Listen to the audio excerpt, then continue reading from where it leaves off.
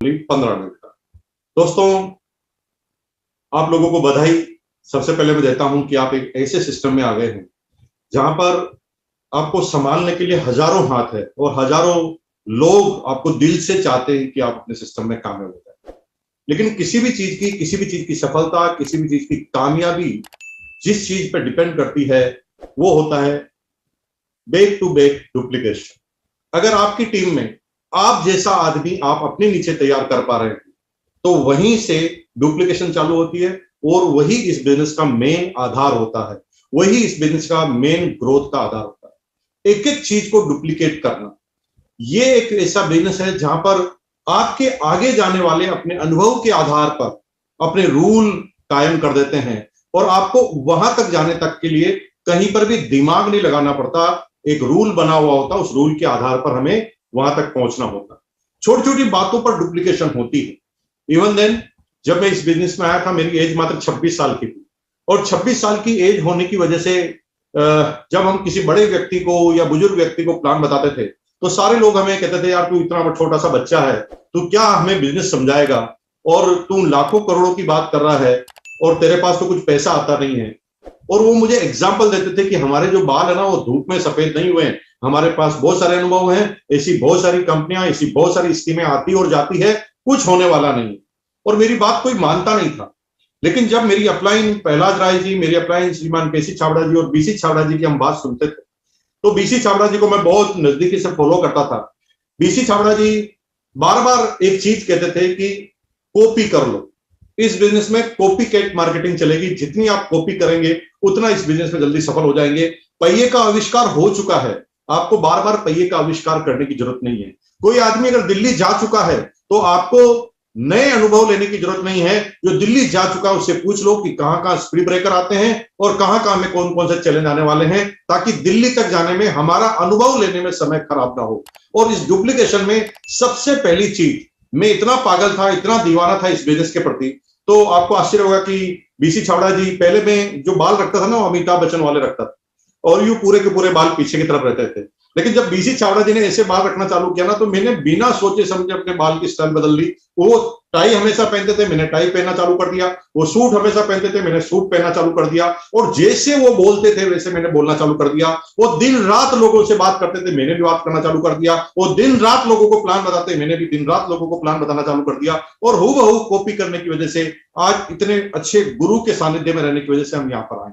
Duplication में सबसे पहले क्या चीज होती है, आप जैसे देख लेना कि अगर आप खुद सिगरेट पीते हैं, बीड़ी पीते हैं, तो आप अपने बच्चे को जब भी आप सिगरेट और बीड़ी पीने के लिए मना करेंगे ना तो आपकी बात में कभी कॉन्फिडेंस नहीं आएगा। कॉन्फिडेंस क्यों नहीं आएगा? क्योंकि आप खुद उसे पीते हैं। एक दादी थी जो अपने पोते को लेकर एक महाराज के पास गई थी। पोता जो है गुड़ बहुत खाता था, गुड़ खाने का उसे बहुत शौक था और दादी जो है ना बार बार उसे मना तो करती थी, लेकिन दादी का दिल जो है इमोशनल था अपने पोते के प्रति और उसे गुड़ खाने के लिए दे देती थी, लेकिन मन से चाहती थी कि वो गुड़ कभी ना खाए।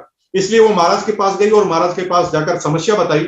महाराज को बोला कि महाराज ये मेरा जो पोता है ये बहुत गुड़ खाता है, आप कुछ ऐसा कीजिए कि ये गुड़ ना खाए। आप ऐसा करो 7 दिन बाद आओ। 7 दिन बाद गए। 7 दिन के बाद महाराज ने फिर कह दिया 7 दिन, फिर अगले 7 दिन बाद फिर महाराज ने 7 दिन। ऐसे करते हुए 1 महीना निकल गया। महाराज कुछ बोल नहीं रहे थे, लेकिन अगला सप्ताह यानी 5वां सप्ताह आया तो महाराज ने सिर पर हाथ रखकर बच्चे को धीरे से बोला, बेचा, आंखों में आंखें मिलाकर। उससे पहले महाराज आंखें नहीं मिला रहे थे, इस बार महाराज ने आंखों में से आंखें मिलाकर बच्चे को धीरे से बोला, बेटा गुड़ खानी बुरी बात, गुड़ नहीं खाना चाहिए।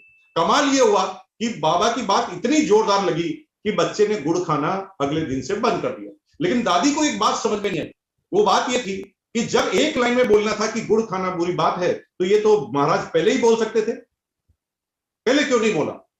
तो वो महाराज के पास जिज्ञासा के साथ वापस गई और कहा कि महाराज आपको जब एक लाइन बोली थी मेरे को 5 बार आपने क्यों घुमाया?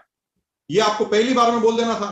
तो महाराज ने एक बात बोली कि देवी मैं खुद पहले इतना गुड़ खाता था और मेरा गुड़ खाना ही मेरी इतनी आदत थी कि तो मैं खुद गुड़ खाता हूं तो मैं इसको कैसे सजेशन देता हूं? मेरे पास कॉन्फिडेंस नहीं था इसको बोलने का, तो मैं इतने दिन खुद प्रैक्टिस कर रहा था गुड़ खाने की, गुड़ नहीं खाने की, और उसकी वजह से कि मैंने जिस दिन गुड़ खाना छोड़ दिया उस दिन मैंने कॉन्फिडेंस से बोल दिया और बच्चे ने उस बात को मान ली। इसका मतलब यह है कि इस बिजनेस में जब भी कोई डुप्लीकेशन होती है तो आपको आइडियल माना जाता है, आपको टीम का हीरो माना जाता है। हर व्यक्ति चाहता है कि मेरी अपलाइन की तरह मैं बनूं, और अपलाइन की तरह बनूं तो हर चीज डुप्लीकेशन होती है, और डुप्लीकेशन पे सबसे पहला पॉइंट होता है ना, वो कट्टरता होती है, और उसे कहते हैं 100% product use no excuse. 100% product use no excuse. No excuse मतलब नो एक्सक्यूज। मुझे अच्छी तरह याद है जब मैं बीसी छाबड़ा जी की सेमिनार में जाता था, और वो कहते थे कि हमें 100% आरसीएम के जो जो भी प्रोडक्ट आएंगे उनका इस्तेमाल करना है। सूट सिलाना है, मैंने सूट सिलाया, उन्होंने कहा टाई पहननी है, आरसीएम में टाई नहीं आई थी, मैंने टाई खरीद ली और टाई पहनना चालू कर दिया, और एक एक चीज को डुप्लीकेट किया। जब आरसीएम का पेन आया तो मैंने पेन भी आरसीएम का रखना चालू कर दिया, और जब मैंने ऐसा किया तो मेरी टीम के भी सारे लोग ऐसा ही करने लगे।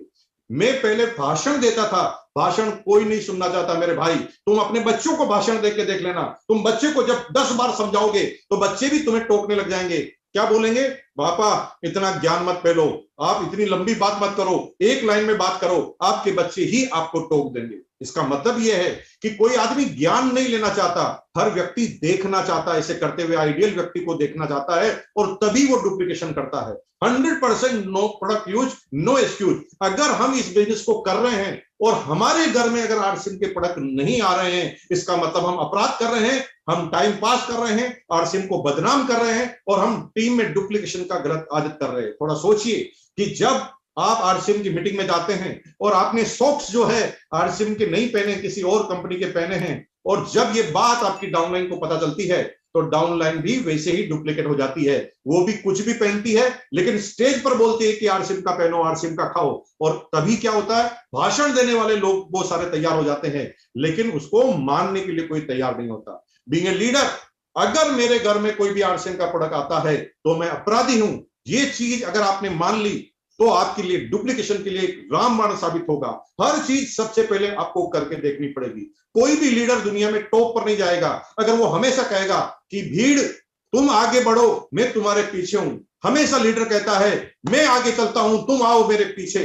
जब आप ऐसा कहते हैं तब आपकी डुप्लीकेशन करती है। आपके घर में अगर एक भी प्रोडक्ट दूसरा पाया जाता है तो वहां से गड़बड़ होगी, क्योंकि जब डायमंड क्लब की बात आती है, जब 5000 पीवी की बात आती है, तो उस 5000 पीवी में सबसे पहले अगर हम नहीं करते और हम केवल डायलॉग बोलते हैं कि 5000 पीवी करो, 5000 पीवी करो, तो डायलॉग ही रहेगा, लोग इस कान से सुनकर इस कान से निकालेंगे।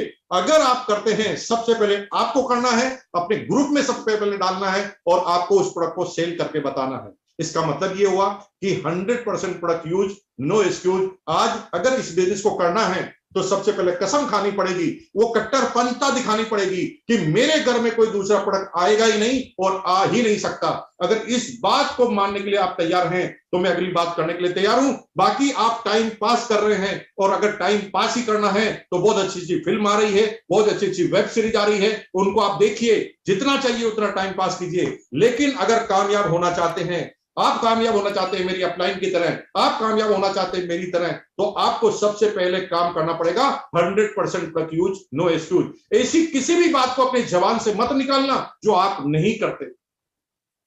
अगर आप 100% प्रोडक्ट यूज नहीं है तो आपको 100% प्रोडक्ट यूज किसी को बोलने की जरूरत नहीं है। अगर आप आरसीएम की मीटिंग अटेंड नहीं करते, ट्रेनिंग अटेंड नहीं करते, प्रोडक्ट ट्रेनिंग अटेंड नहीं करते, तो आपको किसी को बोलने की जरूरत नहीं है। अगर आप डायमंड क्लब नहीं करते तो आप डायमंड क्लब का भाषण मत दीजिए। लोग भाषण सुनने नहीं आएंगे, लोग आएंगे आपके जैसा बनने के लिए, आपके जैसा आइडियल बनने के लिए। और अगर आइडियल बनना चाहते हो लोगों के लिए, तो आज के बाद